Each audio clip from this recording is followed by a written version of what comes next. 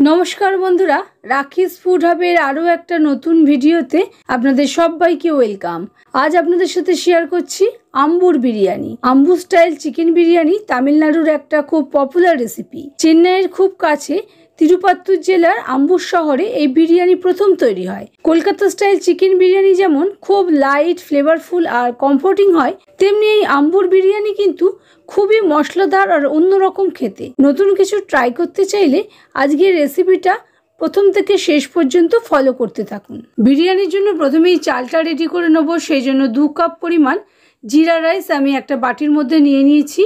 এই চালটা খুব ভালো করে 2-3 বার জল পাল্টে পাল্টে কষলে আমি ধুয়ে নেব। ধুয়ে নিয়ে এটাকে আধ ঘন্টা থেকে 45 মিনিট সোক করে নেব, তাহলে আমাদের বিরিয়ানিটা ভীষণই ভালো হবে। দেখুন পুরো সাদা হয়ে গেছে জলটা। আমি 2-3 বার জল পাল্টে পাল্টে ধুয়ে নিয়ে চলে এসেছি। এটাকে আমি আধ ঘন্টা ভিজতে দেবো। এবারে একটা গ্রাইন্ডিং জার নিয়ে নিয়েছি, তাতে 10-12টা রসুনের কোয়া, 1.5 ইঞ্চি পরিমাণ আদা, 5-6টা কাঁচা লঙ্কা কুচি করে আর 3-4টে শুকনো লঙ্কা ভিজিয়ে নিয়ে অ্যাড করে নিয়েছি। এটার একখানা পেস্ট বানিয়ে নেব। গ্যাস বার্নের উপর একটা কড়া বসিয়ে নিয়ে তাতে 1 টেবিল চামচ পরিমাণ ঘি অ্যাড করে দিয়েছি, সঙ্গে 1 চামচ পরিমাণই সাদা তেল অ্যাড করে দিয়েছি। এবারে এর মধ্যে 2টো ছোটো এলাচ আর একটা বড় এলাচ ফাটিয়ে অ্যাড করে দিয়েছি, 2টো দারচিনির টুকরো, 6-7টা লবঙ্গ অ্যাড করে দিয়েছি আর সিম আছে ফোড়নটা একটু ভেজে নিয়েছি। ফোড়ন থেকে সুন্দর গন্ধ বার হওয়ার পর আমি এর মধ্যে 2টো মিডিয়াম সাইজের পেঁয়াজ স্লাইস করে নিয়ে অ্যাড করে দিয়েছি। গ্যাসের ফ্লেমটা মিডিয়ামে রেখে পেঁয়াজটা আমি ভেজে নিচ্ছি। পেঁয়াজটা একটু লালচে করেই ভাজতে হবে এবং সমানেই নাড়াচাড়া করছি। যেহেতু গ্যাসের ফ্লেমটা মিডিয়ামে আছে সেজন্য নাড়াচাড়া করছি যাতে পেঁয়াজ আমাদের পুড়ে না যায়। দেখুন ভাজতে ভাজতে পেঁয়াজটা আমাদের অনেকটাই কালার এসে গেছে। এবারে এর মধ্যে আমাদের গ্রাইন্ড করা পেস্টটা আমি অ্যাড করে দিচ্ছি। দেখুন আদা রসুনের পেস্টটা অ্যাড করার পর গ্যাসের ফ্লেমটা একেবারে লোতে করে দিয়েছি, কারণ আদা কিন্তু কড়ার তলায় খুব বেশি রকমেরই আটকে যায়। সেই জন্য লো ফ্লেমে সবটা ভাজা ভাজা করে নিচ্ছি যতক্ষণ না আদার রসুনের কাঁচা গন্ধটা চলে যাচ্ছে। দেখুন ভাজতে ভাজতে খুব ভালো মতো ভাজা হয়ে গেছে। এবারে এর মধ্যে 2টো মিডিয়াম সাইজের টমেটো আমি ফাইনলি চপ করে অ্যাড করে দিয়েছি। এটাকেও সব কিছুর সঙ্গে ভাজা ভাজা করে নিতে হবে। 1 চামচ পরিমাণ নুন দিয়ে দিলাম। নুন দেওয়ার পর সবটা আবারও মিশিয়ে নিচ্ছি যাতে সব কিছু একসঙ্গে মিশে যায়, টমেটোও গলে যায় সব কিছুর সঙ্গে। ভালো করে নাড়াচাড়া করে নিয়ে ঢাকা দিয়ে 2-3 মিনিট রান্না করে নিচ্ছি। এই সময় আমরা চালের জন্য জলের মাপটা দেখে নেব। 2 কাপ যেহেতু চাল নিয়েছি সেই জন্য 4 কাপ জল আমি সসপ্যানের মধ্যে অ্যাড করে নিয়েছি। এটাকে আমি পাশের গ্যাস বার্নারে গরম হতে বসিয়ে দিচ্ছি। এবারে দেখুন 3 মিনিট হয়ে গেছে, আমাদের টমেটো অনেকটাই গলে গেছে। আমি খুন্তির সাহায্যে টুকে টুকে একটু স্ম্যাশ করে নিচ্ছি। এবারে এর মধ্যে কিছু মশলা আমি অ্যাড করে নিচ্ছি। 1/2 চামচ পরিমাণ হলুদ গুঁড়ো, 1.5 চামচ পরিমাণ কাশ্মীরি লঙ্কার গুঁড়ো অ্যাড করেছি। গুঁড়ো শুকনো লঙ্কাও আপনারা দিতে পারেন, তবে আমি আগেই ঝাল দিয়ে দিয়েছি বাটার সময়, সেজন্য আর ঝালের ব্যবহার করলাম না। আর 2 চামচ পরিমাণ যে কোনো চিকেন মশলা অ্যাড করতে পারেন, এতে কিন্তু রান্নাটা আরও বেশি খেতে ভালো হবে। চাইলে নাও দিতে পারেন। এবারে অল্প করে জল দিয়ে সবটা কষিয়ে নিচ্ছি। লো ফ্লেমেই মশলাটা কষাতে হবে, তা নইলে মশলা পুড়ে যেতে পারে, রান্নার টেস্ট একদম নষ্ট হয়ে যাবে। ঢাকা দিয়ে তেল বার হওয়া পর্যন্ত কষিয়ে নিয়েছি। দেখুন তেল খুব সুন্দর বের হয়ে গেছে আর মশলার কালারটাও পুরো চেঞ্জ হয়ে গেছে আর ঘন হয়েছে, কতটা স্ম্যাশি হয়েছে দেখেই বুঝতে পারছেন।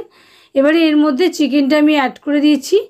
চিকেনটা অ্যাড করার পর ভালো করে সবটা নেড়েচেড়ে মিশিয়ে নিচ্ছি। গ্যাসের ফ্লেমটা মিডিয়ামে রেখেই চিকেনটা আমি কষিয়ে নিচ্ছি 2 থেকে 3 মিনিটের জন্য। দেখুন 2 থেকে 3 মিনিট আমি রান্না করে নিয়েছি। এবারে এর মধ্যে 2 চামচ পরিমাণ ফ্যাটানো টক দই আমি অ্যাড করে দিয়েছি, দিয়ে আবারও সবটা একসঙ্গে নেড়েচেড়ে মিশিয়ে নিচ্ছি। দইটা অ্যাড করার পর আরও মিনিট 5 আমি রান্না করে নিয়েছি। তারপরে ঢাকা দিয়ে সিম আছে যতক্ষণ না পুরো মশলাটা কষে গিয়ে আবারও তেল বের হয়ে এসছে ততক্ষণ রান্না করে নিয়েছি। দেখুন চিকেন আমাদের প্রায় 50% মতো ডান হয়ে গেছে। এবারে এর মধ্যে কিছুটা ধনেপাতা কুচি অ্যাড করে দিয়েছি, দিয়ে আবারও সবটা নেড়েচেড়ে মিশিয়ে নিয়েছি।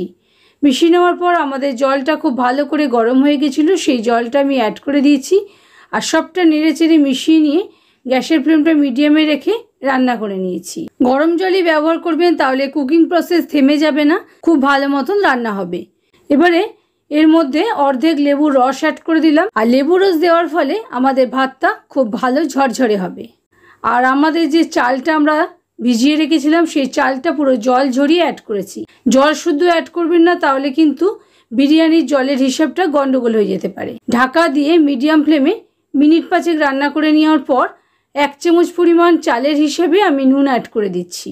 আমরা নুনের ব্যবহার আগেও করেছিলাম মাংসের হিসাবে, এবারে চালের হিসেবে নুন দিয়েছি, দিয়ে সবটা নাড়াচাড়া করে নিয়েছি। আর ঢাকা দিয়ে আরও 2-3 মিনিট রান্না করার পর আবারও নেড়ে দিচ্ছি যাতে তলায় না মশলাটা বসে যায়।